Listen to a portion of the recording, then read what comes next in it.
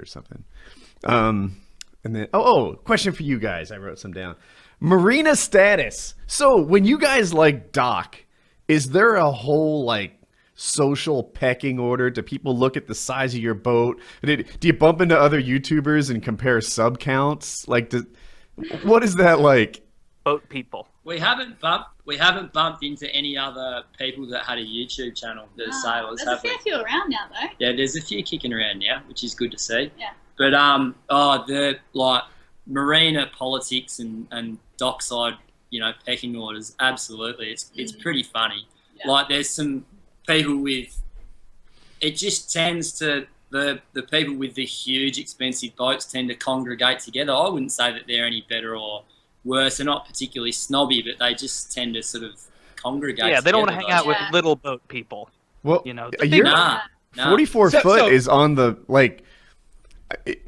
I think that people who do it by themselves, their boats are in the 20s or yachts are in the 20s. People who do it as a couple do it in the 30s, and 44 to me is one of the bigger yachts. It's not. No, not really. Go on. 39 would probably be The average that you see in a marina. Nah, I would say sort of one of the smaller ones is a 30 to 39. I would say that ours is average, but you got to remember there's a lot of catamarans out there which are essentially double. And then the super yachts that are just horrendous. Yeah. So I would say that we're average. when you're coming out of a slip or docking or whatever, and you're near one of these really expensive yachts, say $1 million, $2 million yacht, are you ever concerned that you might bump into him? Because that was a concern for me. Like I had a boat, and my boat was like a $25,000-$30,000 boat, but I was parked next to a guy that was like, I think it was like a $280,000 boat, but that's just, my friend was just like, oh, that one's like a $250,000 boat, as we went down and looked at all of them. And I was always thinking, like, let's be real fucking careful when we park, because if we bump into this asshole, it's a life-changing bump. like we're gonna have to go figure out how to buy this guy a new fucking hull or whatever, or a whatever the hell we break off. It's no good. Yeah.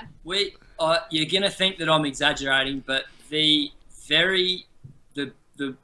most impressive looking and potentially most expensive boat. Shiny. Not the most expensive, but the most impressive looking boat that I've ever seen actually sailing, Elena and I crashed into it. They didn't know, and We then didn't we crash. lost. So we were in a bay with this, amazing boat. We cruised in, we dropped the anchor, we went downstairs. It was night time, so poor captaining by me, definitely. We arrived in an anchorage at night time.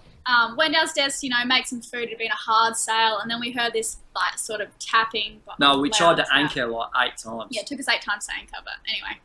Thought Thought we'd finished, and heard the loud banging noise at the back of the boat. I was like, what's that? And we, bolted outside, and our boat was slamming into this very expensive boat. It had gently tapped it. It was a kiss. Okay. They sunk the next day. All hands that went down. Like Did you don't pretend know, that it you didn't? crack in that hole, and that was game over. Is that kind Other of than like that, when you though. open your door into somebody's car at Walmart, where you just kind of go like, oh, whoa, and then you just kind of close it and quick walk inside, hope nobody I've never calls you on done it that. Well, Is that what you do? every day.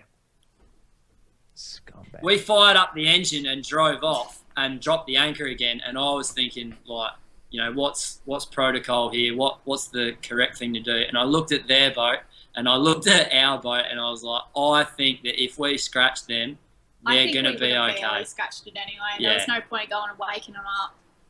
Yeah. And the next day, they The water will sailed do off that. in Don't there. worry. I think you were just being Wait. considerate, really, but with your If hit and anything, run. you were sparing them the stress. You know? Yeah.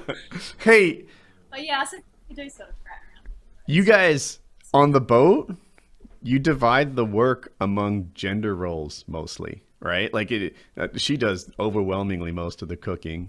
He does overwhelmingly most of the like anchor stuff. If a winch is broken, he fixes it. Was that intentional or just work out that way? You guys a little more old school than you look? What's the scoop? Nah, I consider myself more progressive than that, Woody. We just have fallen into those roles.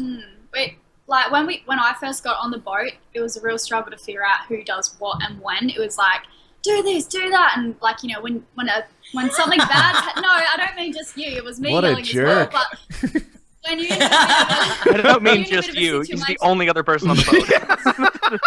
It was all the other people on the boat, Riley.